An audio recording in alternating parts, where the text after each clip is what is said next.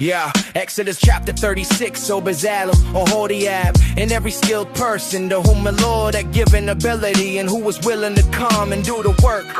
Set the work on the sanctuary. They received from Moses all the offerings. The Israelites are brought to carry out the work of constructing the sanctuary, and the people continue to bring free will offerings morning after morning.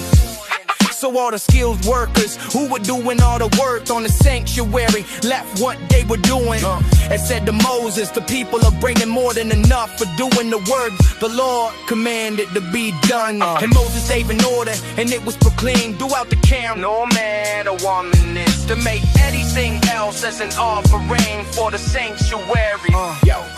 And so the people were restrained from bringing more, because what they already had was more than enough to do all the work.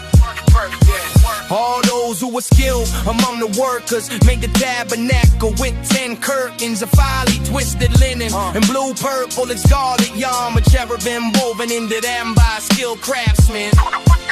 All the curtains were the same size, 28 cubits long and 4 cubits wide. They joined 5 of the curtains together and did the same with the other 5. Yeah, they made loops of blue material along the edge of the end curtain in one set, and did the same with the end curtain in the other set. They made 50 loops on one curtain and 50 loops on the end curtain of the other set. So let the loops lined up.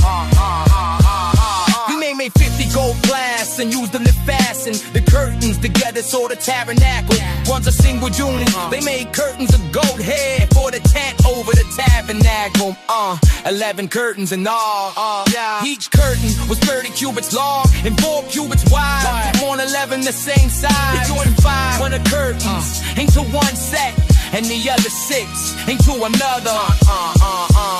They folded back the 6 curtains at the front of the tent. They made 50 loops along the edge of the end curtain of one set. They 50 loops along the edge of the end curtain of the other set. Man, they made 50 bronze slabs and used them to fasten the tent together as a unit. They made a covering for the tent, the rim schemes dyed red. And over that, a covering of durable leather.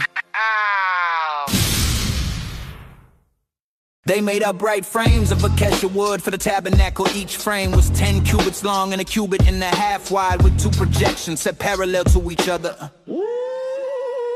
They made all the frames of the tabernacle this way. They made 20 frames for the south side of the tabernacle and 40 silver bases to go under them. 2 bases for each frame, 1 under each projection. For the north side, they made 20 frames and 40 silver bases, 2 under each frame. They made 6 frames for the far end, the west end of the tabernacle, and 2 frames were made for the corners at the far end.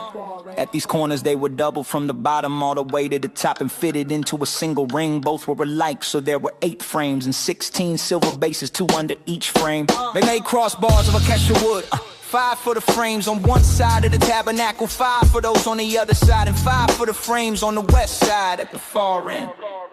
They made the center crossbar to extend from end to end. At the middle of the frames, they overlaid the frames with gold and made gold rings to hold the crossbars. They also overlaid the crossbars with gold.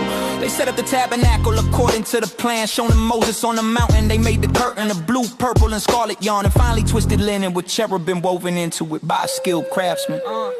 They hung it on 4 posts of acacia wood overlaid with gold. Their hooks were of gold and they stood on 4 silver bases. They hung the curtain and placed the Ark of the Covenant law behind it.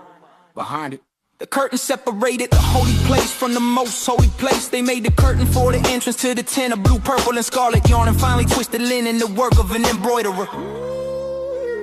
They made 5 posts for it and overlaid them with gold. They made their hooks of gold and cast 5 bronze bases for them.